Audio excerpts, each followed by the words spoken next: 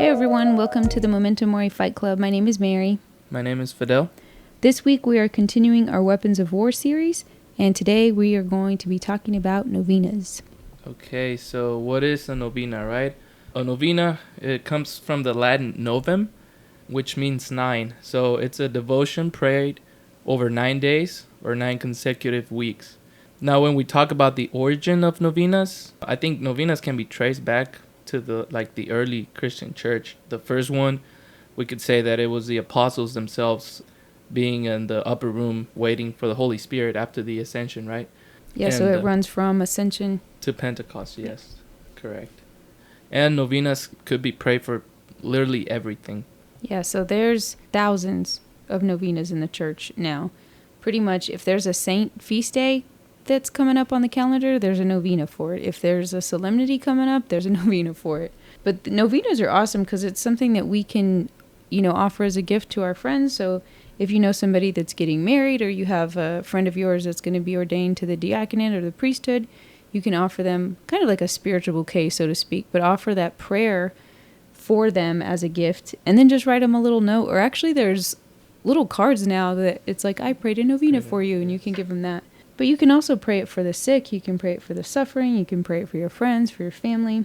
If your parish is named after a specific saint or your parish is like Assumption or something, there's novenas for that as well. There's literally novenas for everything. One of the things that I love, though, this is something my family does, because we like to pray together, and it's really hard because we're all spread out all over the place. So the Solemnity of St. Joseph is a big deal in our house. So what we did for our parents one year, I think it was like their 45th wedding anniversary or something, was that January. And so for the Solemnity of St. Joseph, what we did is sent the novena out to the whole family, and then every family within our family, so there's 5 of us siblings, and then plus my parents. So we all picked a day, and then what we did is just recorded the prayer on our phone, and every day that person would send it out. So a lot of people that I know say they can never get through a novena. Okay, that's what I was gonna say. Yeah, they're like 9 days. Yeah, that would be like really helpful for someone who can't follow. To be honest, myself, I cannot follow a novena. I forget. But something like that, if you do it with people, with your family, it helps. It helps, yeah, if they remind you, or with friends, or well, because they send it to you, so then you pray along with the recording, and it takes out all the forgetting, because everybody has their assigned day. Now, if they forget their days, then the whole thing goes. Then everyone forgets. Goes awry, yeah. But it's just really cool to be united in the same prayer for the same intention. So for us specifically in that instance, we wanted to offer it as a gift to my parents for their wedding anniversary. That's beautiful. Yeah, it's awesome. But you were saying, so usually a novena is 9 consecutive days, but then you also said it could also be 9 consecutive weeks. So the 9 consecutive weeks, there's a novena called the Novena of Communions. Now, this can be done either way, either 9 days in a row or 9 consecutive Sundays. And when I talk to some of the people at my parish who are preparing for baptism, I always tell them this is an awesome gift to give to the child that's about to be baptized. So do they necessarily know what it is and they're going to be all pumped about it? No, because usually they're infants. But it's an awesome gift that we can give not only to the child but to the parents for grace, for holiness, for, intercession. So there's what I like to call the big mamma jamma. Good one. Yeah, of novenas. It's called the 54-day rosary novena. And you can pretty much just look this up online, and it has all the prayers for every decade and before and after. But that is an awesome novena to pray for your intentions, for your family. And that's one that I really love to do for our priests that are about to get ordained, just so they have every grace and coverage from a prayer perspective on every side. Now that one comes from, it dates back to the 19th century in Naples, Italy, where a young girl was suffering from an illness which everyone thought it was going to be incurable. And she just kept calling Mama for help. And she appeared to her and promised her healing if she prayed 3 novenas. Now the girl did that. She prayed all of them, and she was miraculously healed. And those were rosary novenas, correct? Yes. Okay. In a later apparition, Mary specified that the full prayer should have 3 novenas in petition and 3 novenas in thanksgiving. So we could say that it comes basically from our mother. And so it's 6 total novenas. So whatever your petition is, you pray that for that petition for 27 days. And then for the next 27 days, you pray in Thanksgiving for answered prayer. Correct. So if we're talking about 6 total novenas, then a novena is 9 days. So the one novena is 9 days. So Our Lady, when she asked us, it breaks down into groups of 3. So the joyful, the sorrowful, and the glorious mysteries. So when you pray these, you'll notice that the luminous mysteries are not included.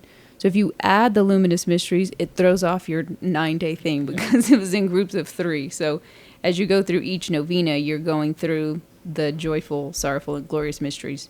So if you're praying the joyful mysteries, the first joyful mystery at the end, when you finish that decade after the Glory Be and the Fatima prayer, you would pray, I bind these snow white buds with a petition for the virtue of humility and humbly lay this bouquet at thy feet. And so at the end of every mystery that you're praying, it has these specific petitions as well that you're including along with your particular petition that you mention at the end after the Hail Holy Queen and the spiritual communion that you would pray. I find that prayer beautiful.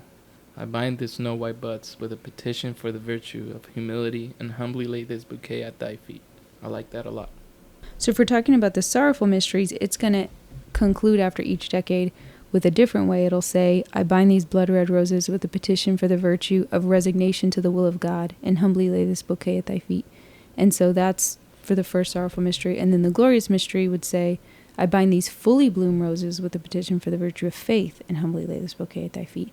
So it goes through different virtues. And you could also include the luminous mysteries, even if it throws you out. But that's based on how comfortable you feel with just following the whole novena, you know? Yeah, so it throws off your count. When you get to the end of 27 days, you're like, wait, because now you're on a cycle that repeats in 4 instead of 3s. So... Yeah, so the reason the luminous mysteries are not included in the 54-day novena is because they were not around when Our Lady gave the novena to this young girl. So with regards to novenas, we encourage you guys to try it if you've never prayed a novena before, or if you have prayed novenas but you haven't prayed one in a long time, to maybe take up the practice. And if you're like our friend Fidel here and you need some help because you forget, like do it with some of your friends or some of your family, and try the thing where you text each other and record it and send it so that y'all can pray it every day. Because otherwise it is very easy to forget. Another thing I like to do, just so I remember, is to just take a picture of whatever the novena is and have it in my phone under like its own little album, I guess, like a religious album. And then you can go there to pray it every day if there's other prayers that you're constantly doing every day. And that's an easy way to remember, but it can definitely be easy to fall off. Okay, so yes, we're going to add a couple of links to our description. One for praymorenovenas.com. And the other one for the 54-day novena. I think I'm personally going to start using them so I can get better at praying novenas. And yeah, so hopefully you guys could benefit from this. If this is something you want to look into. Tons of resources. Yeah, tons of resources. Yeah, just everywhere. They're all over the place. And just Google whatever saint you want to do a novena. You'll find a lot. Okay, guys, so thank you for joining us for this episode of the Memento Mori Fight Club. Keep fighting the good fight.